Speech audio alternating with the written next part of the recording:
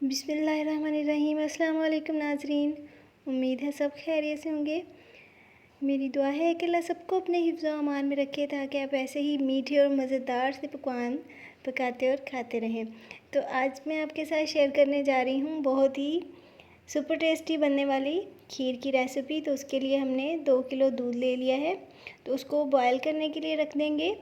और साथ ही हम एक गिलास में 4 टेबल स्पून दूध लेंगे और उसमें हम ऐड करेंगे 2 टेबल स्पून ड्राई मिल्क और इसको अच्छी तरह मिक्स कर लेंगे। और इसका हम मिक्सचर बना के एक साइड पे रखेंगे। तो आगे चल के मैं आपको बताऊंगी कि इस मिक्सचर का क्या करना है।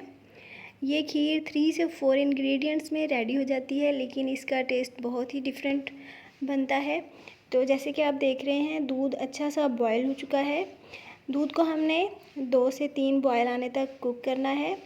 और कुक करने के बाद इसमें हम राइस ऐड करेंगे। मैंने खीर वाले राइस लिए हैं जो कि छोटे पीसीस में होते हैं। अगर आपके पास साबुत चावल हैं तो आप उनको ग्राइंड कर सकते हैं। तो मैंने 140 ग्राम राइस ऐड कर दिए हैं, जिनको मैंने अच्छी तरह वॉश कर लिया था और तकरीबन 30 से 40 मिनट के लिए मैंने भिगो के रख दिया था। तो अब हम इनको 2 से 3 मिनट के लिए ऐसे चम्मच चलाते हुए कुक करेंगे। इस दौरान फ्लेम को आपने मीडियम रखना है। और यहाँ पे नए नाज़रीन से गुजारिश है कि प्लीज़ मेरे चैनल को सब्सक्राइब करें और साथ लगे हुए बेल आइकन को प्रेस करें ताकि नई वीडियोस की नोटिफिकेशंस आपको मिलते रहें और मुझे हौसला।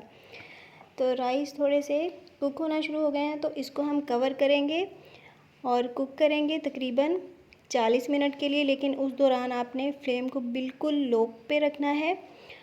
और अब मैंने 1 कप शुगर ली है और शुगर को हमने कैरामलाइज़ करना है। तो शुगर को कैरामलाइज़ करते हुए मैंने इसमें पानी बिल्कुल ऐड नहीं किया। तो इस तरह कैरामल बहुत थिक बन के तैयार होगा।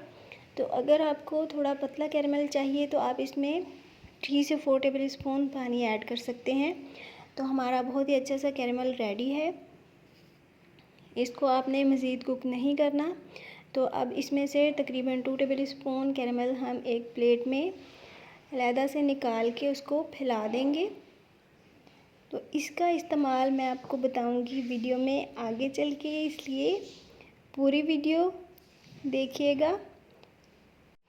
तो चावल जो हमने दूध में ऐड किए थे उनको हमने लो फ्लेम पे तकरीबन 40 मिनट के लिए कुक कर लिया है। आपको मैं दोबारा बताती चलूँ कि 40 मिनट राइस को कवर करके कुक करना है और इस दौरान फ्लेम को बिल्कुल हमने लो रखना है। तो अब हमने इसमें ऐड करनी है कैरामल जो हमने अभी रेडी किया था। तो इसको हम ऐसे चम्मच चलाते हुए, साथ ही खीर कुक होती रहेगी और साथ ही बहुत जल्दी ये कैरामल इसमें मेल्ट हो जाएगा।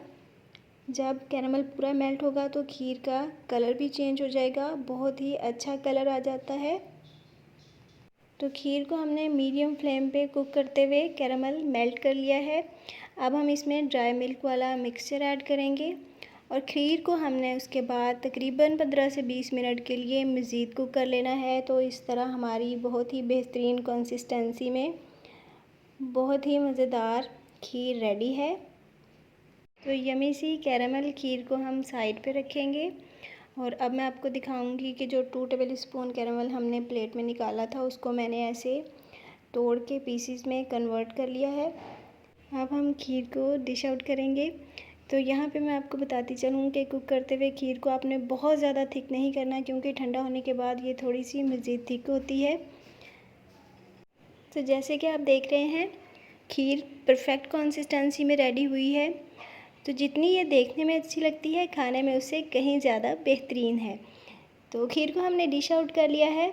अब हम इसको सजाएंगे। तो उसके लिए हमने जो कैरामल रखा था उसका इस्तेमाल करेंगे और साथ ही आप अपनी मर्ज़ी से कोई भी चीज़ें यूज़ कर सकते हैं, कोई भी ड्राई नट्स यूज़ कर सकते हैं। तो मैंने बादाम लिए हैं। तो मुझे उम्मीद है आपको रेसिपी पसंद आई होगी, इसलिए ट्राई ज़रूर कीजिएगा और कमेंट सेक्शन में बताइएगा कि कैसी बनी। तो मुझे दीजिए इजाज़त। अल्लाह हाफ़िज़।